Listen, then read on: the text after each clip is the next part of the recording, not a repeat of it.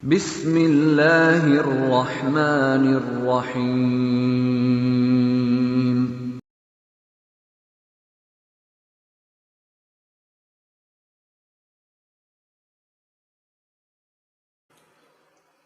Berarti Pak, di sini kita harus pahami Pak, bahwa tidak setiap orang yang berdalil dengan hadis pemahamannya bisa diterima.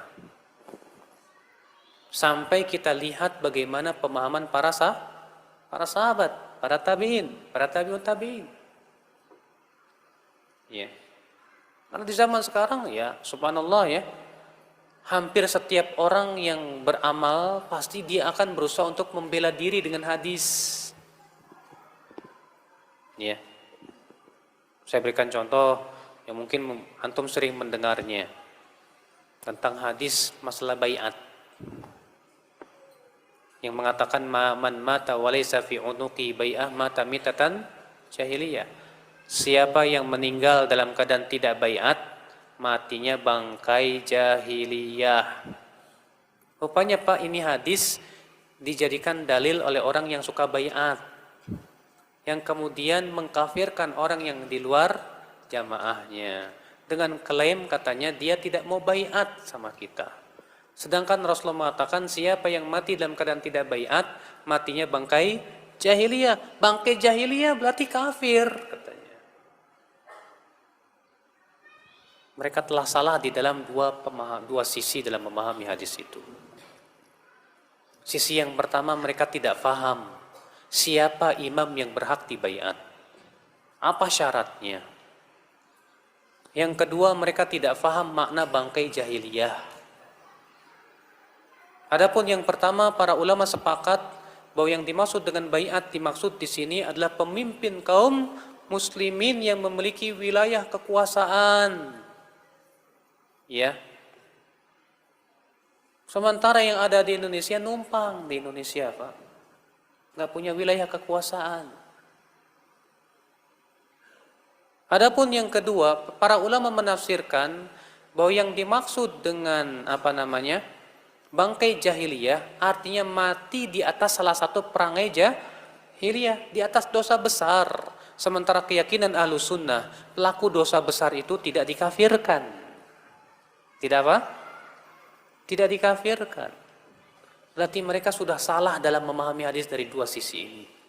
Akibat apa? Tidak mau merujuk pemahaman sahabat, para tabi'in, para tabi'ut tabi'in. Akibatnya apa? Tersesat jalan. Antum tahu kaum Khawarij yang ada di zaman Ali bin Abi Thalib, mereka punya bawa dalil tidak Pak? Bawa dalil. Ketika Ibnu Abbas mendatangi orang Khawarij, Ibnu Abbas mendatangi siapa? Orang Khawarij untuk berdebat dengan orang Khawarij. Ibnu Abbas minta, apa alasan kalian? Kenapa kalian membangkang kepada Ali bin Abi Thalib?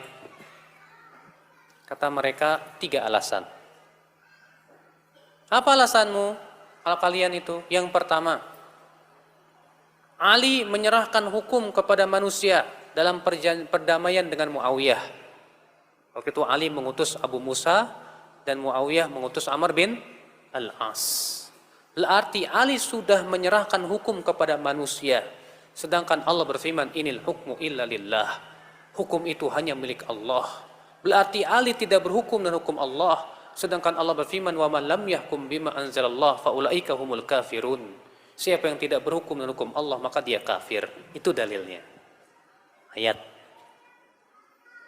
Kata Ibnu Abbas, bagaimana kalau aku bisa menjawabnya?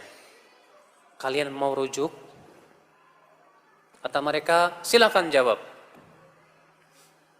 Kata Ibnu Abbas, adapun pendapat kalian bahwa Ali telah menyerahkan hukum kepada manusia, bukankah Al-Quran pun memerintahkan demikian dalam permasalahan yang apabila suami istri takut bercerai? Allah berfirman, fa in khiftum shiqaqa bainihima fab'athu hakaman min ahlihi wa hakaman min ahliha. Apabila kalian merasa takut suami istri ini bercerai, maka utuslah hakim dari satu keluarga suami dan hakim dari satu keluarga istri. Kalau menyerahkan hukum kepada laki-laki untuk kemaslahatan suami istri, maka lebih layak lagi untuk masalah darah kaum muslimin. Mereka nggak bisa jawab. Inilah Pak, akibat daripada tidak mau rujuk kepada pemahaman para sahabat. Orang Khawarij di zaman Ali bin Abi Thalib tidak mau memahami Al-Quran sesuai dengan pemahaman para sahabat. Jadinya apa? Sesat. Tersesat jalan. Ketika orang-orang Khawarij mengkafirkan pelaku dosa besar, mereka punya dalil Pak, punya. Tapi pemahaman siapa? Pemahaman mereka pribadi. Mereka berhujah dengan hadis, la yazni zani hina yazni wa huwa mu'min. Tidaklah orang yang berzina ketika dia sedang berzina disebut mukmin. Kalau tidak disebut mukmin berarti kafir.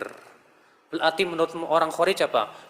Orang yang berzina kafir, orang yang mencuri kafir, orang yang berdusta kafir, kekal dalam api neraka. Maka mereka mengkafirkan pelaku dosa besar. Punya dalil? Kebalikannya orang Murji'ah yang mengatakan bahwa iman itu cukup keyakinan dan ucapan. Bahwasannya amal tidak termasuk iman. Ya.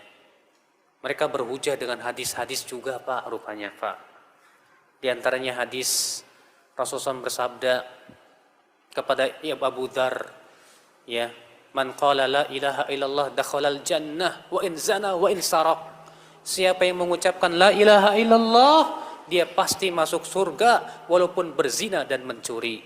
Kata mereka berarti imannya tetap sempurna walaupun berzina dan mencuri. Coba lihat Pak, masing-masing mereka berdalil. Tapi menurut pendapat siapa? Apakah mereka ikut pendapat para sahabat? Jawabnya tidak. Tidak ada satupun sahabat memahami demikian. Para sahabat mengkompromikan hadis-hadis tersebut. Dan ini keyakinan para ahlu sunnah sampai hari ini. Bahwasanya pelaku dosa besar tidak dikatakan kafir. Adapun hadis yang dijadikan hujah oleh orang Khawarij, tidaklah orang yang berzina ketika dia berzina disebut mukmin, maksudnya disebut mukmin secara sempurna. Adapun hadis yang dibawakan oleh Murji'ah, maksudnya menunjukkan bahwa dia belum keluar dari keimanan, tapi berkurang keimanannya. Dan inilah ya akhi, keyakinan para sahabat. Para sahabat tidak mengkafirkan pelaku zina. Bukankah di zaman sahabat ada orang-orang yang dicambuk karena berzina? Tapi apakah para sahabat mengkafirkannya? Tidak. Ikhwatal iman azakumullah. Oleh karena itulah, ya, kita wajib rujuk kepada pemahaman para sahabat di dalam memahami Al-Quran dan hadis Nabi Sallallahu Alaihi Wasallam, Bapak sekalian.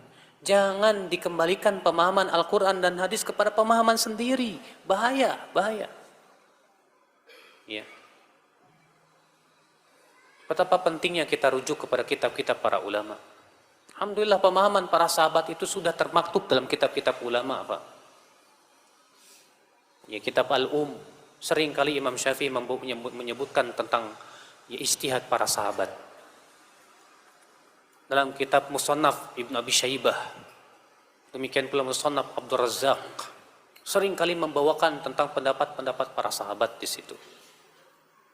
Banyak kitab-kitab para ulama tentang akidah para sahabat tertera dalam kitab-kitab yang banyak, seperti Imam Al-Lalikai menulis kitab Syarah I'tiqad Ahli Sunnati wal Jamaah, Imam Ibnu Battah, ya, demikian pula Imam Ahmad bin Hanbal, bahkan muridnya Imam Syafi'i yang bernama Imam Al-Muzani punya kitab yang berjudul Syarhus Sunnah, menjelaskan tentang keyakinan Imam Syafi'i rahimahullah. Ini Pak, kewajiban kita untuk merujuk ya para sahabat, karena ini yang dikatakan oleh Imam Syafi'i rahimahullah, rujuk para sahabat Rasulullah sallallahu alaihi wasallam agar pemahaman kita benar dan lurus. Ikhwatal iman azakumullah.